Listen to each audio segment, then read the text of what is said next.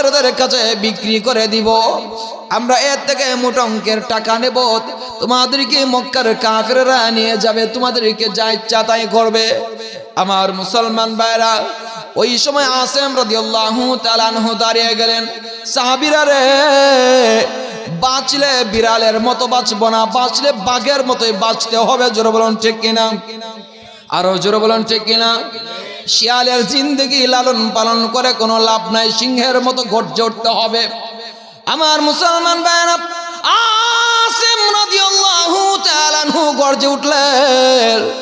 আসেম রাদিয়াল্লাহু তাআলা আনহু গর্জে উঠে বলেন, কাফিররা রে, এ মুনাফিকরা শুনে রাখো, আমাদের কেমনিতেই তোমরা বিক্রি করে দিতে পারবা না।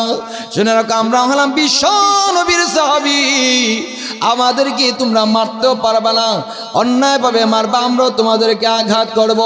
যুদ্ধ শুরু হয়ে গেল। হযরত আসেম রাদিয়াল্লাহু তাআলা তরবারি চালাতে শুরু করলেন, একজন একজন করে আল্লাহর দুশমনকে দুনিয়া থেকে বিদায় করছেন। এমনিতেই দেখা যায় একদম বিকেল বেলা হয়ে গেল, আসেম রাদিয়াল্লাহু তাআলার উপরে এমন একটা তরবারির আঘাত পড়েছে, জমিনের মধ্যে একদম ধরাশয়ী হয়ে পড়ে গেলেন।